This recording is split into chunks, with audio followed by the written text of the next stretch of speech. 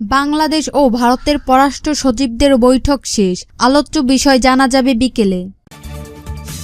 এবার জানিয়ে দিব ভোটার হওয়ার আহ্বান ইসির। এখন জানিয়ে দিব ঢাকা থেকে শিক্ষার্থীসহ ভিসা ও সুবিধা দেবে বুলগেরিয়া, বলেছেন রাষ্ট্রদূত। এবং সর্বশেষ জানিয়ে দিব আখাইড়া সীমান্ত অভিমুখে বিএনপির 3 সংগঠনের লং মার্চ, বুধবার সংবাদ সম্মেলনের ঘোষণা। এতক্ষণ শুনছিলেন সংবাদ শিরোনাম, এখন শুনবেন বিস্তারিত। বাংলাদেশ ও ভারতের পররাষ্ট্র সচিবদের বৈঠক শেষ, আলোচ্য বিষয়ে জানা যাবে বিকেলে। বাংলাদেশ ও ভারতের মধ্যে পররাষ্ট্র সচিব পর্যায়ের বৈঠক আজ সোমবার দুপুরে শেষ হয়েছে। রাষ্ট্রীয় অতিথি ভবন পদ্মায় 2 ঘণ্টার এই বৈঠকে পররাষ্ট্র সচিব মোহাম্মদ জসিম উদ্দিন, বাংলাদেশের এবং ভারতের পররাষ্ট্র সচিব বিক্রম মিস্ত্রি তার দেশের নেতৃত্ব দেন। প্রতিনিধি পর্যায়ের বৈঠকেরা আগে 2 দেশের পররাষ্ট্র সচিব একান্তে বৈঠক করেন। বৈঠকে 2 দেশের সম্পর্কের বিভিন্ন বিষয় নিয়ে আলোচনা হলেও কোনো বিষয় গুরুত্ব পেয়েছে তাৎক্ষণিকভাবে তা জানা যায়নি। তবে বিকেলে পররাষ্ট্র সচিব মোহাম্মদ জসিম উদ্দিন গণমাধ্যমকে বৈঠকের বিষয়ে জানাবেন।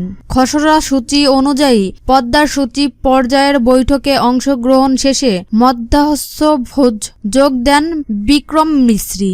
এরপর তিনি পররাষ্ট্র উপদেষ্টা মোহাম্মদ তৌহিদ হোসেন ও প্রধান উপদেষ্টা ডক্টর মোহাম্মদ ইউনূসের সঙ্গে সৌজন্য সাক্ষাৎ করেন। আজ রাতেই বিক্রম মিস্ত্রির দিল্লি ফিরে যাওয়ার কথা রয়েছে। শেখ হাসিনার নেতৃত্বাধীন আওয়ামী লীগ সরকারের পতনের পর এটি ঢাকা বাংলাদেশ ও ভারতের মধ্যে উচ্চ পর্যায়ের কর্মকর্তাদের প্রথম বৈঠক। বাংলাদেশ ও ভারতের সম্পর্কে চরম টানাপোড়েনের মাধ্যমে সকালে ঢাকায় আসতে ও ভারতের পররাষ্ট্র সচিব বিক্রম মিস্ত্রি সকাল 9টার কিছু আগে ভারতীয় বিমান বাহিনীর একটি উড়োজাহাজে তিনি ঢাকায় পৌঁছান। ভোটার হওয়ার আহ্বান ইসির। 2007 সালের 1 জানুয়ারি বা তার আগে জন্ম নেওয়ার যেসব নাগরিক এখনো ভোটার হননি তাদের ভোটার হিসেবে নিবন্ধিত হওয়ার অনুরোধ জানিয়েছেন নির্বাচন কমিশন ইসি। এর জন্য তাদের নির্বাচন কমিশনের সংশ্লিষ্ট থানা উপজেলা কার্যালয়ে যোগাযোগ করতে অনুরোধ করা হয়েছে। আজ সোমবার ইসি সচিবালয়ের জনসংঘ বিভাগের পরিচালক মোহাম্মদ শরীফুল আলমের সই করা এক বিজ্ঞপ্তিতে এ অনুরোধ জানানো হয়। ইসি গতকাল রোববার এক বিজ্ঞপ্তিতে আগামী 2 জানুয়ারির আগে জাতীয় পরিচয়পত্র এনআইডি ভুল সংশোধন করতে অনুরোধ জানিয়েছিল। সেই বিজ্ঞপ্তি সংশোধন করে আজ গণমাধ্যমে নতুন বিজ্ঞপ্তি দিয়েছে ইসি। নতুন বিজ্ঞপ্তিতে বলা হয়েছে আগামী 2 জানুয়ারি খসড়া ভোটার তালিকা প্রকাশ করা হবে।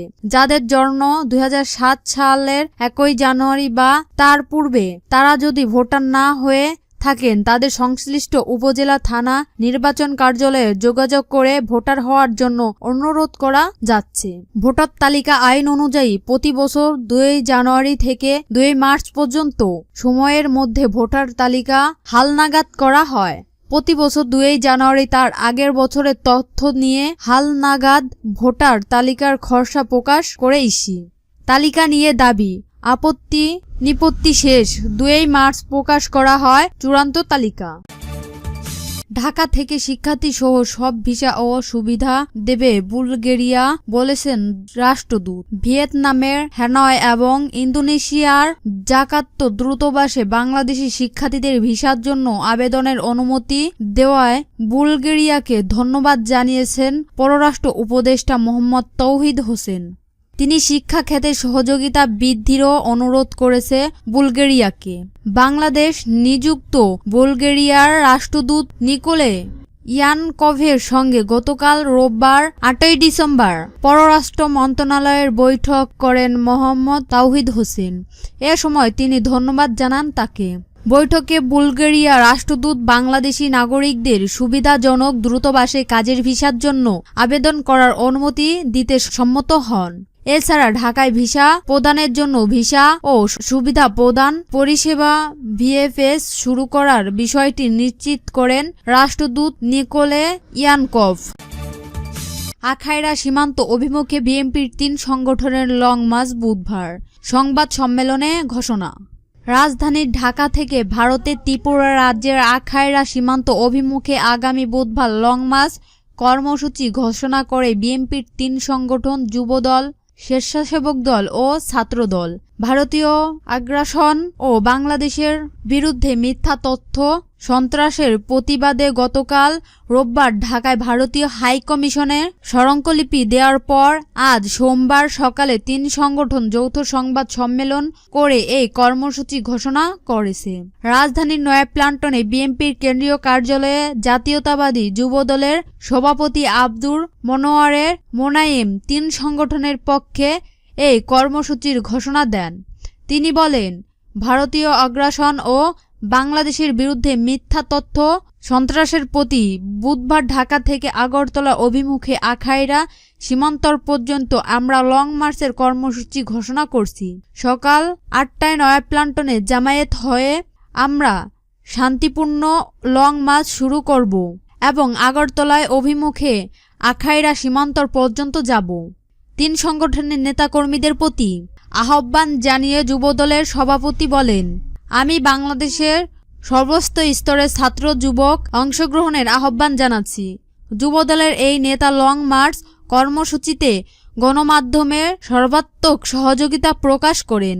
গতকাল যুবদল, স্বেচ্ছাদল ও ছাত্রদল ঢাকার বারিধারায় ভারতীয় দূতাবাস অভিমুখে প্রতিবাদী পদযাত্রা করে। পুলিশ রামপুরা ব্রিজের কাছে নেতাকর্মীদের আটক দিলে ৩ সংগঠনের নেতা বারিধারায় ভারতীয় দূতাবাসে গিয়ে স্মারকলিপি দেন। যুবদলের সভাপতি আব্দুল মোনায়েম বলেন, আমরা ৩ সংগঠন গতকাল ভারতীয় হাইকমিশনের অভিমুখে প্রতিবাদী পদযাত্রা করে স্মারকলিপি দিয়েছি। ভারতে বাংলাদেশের সহকারী হাইকমিশনের হামলা, আমাদের জাতীয় পতাকার অবমান, ভারতের গণমাধ্যমে বাংলাদেশের বিরুদ্ধে চলমান তথ্য সন্ত্রাস এবং বাংলাদেশের অভ্যন্তরীণ বিষয়ে অযাচিত হস্তক্ষেপ থেকে বিরত থাকার দাবিতে আমরা ভারতীয় হাইকমিশনের স্মারকলিপি দিয়েছি।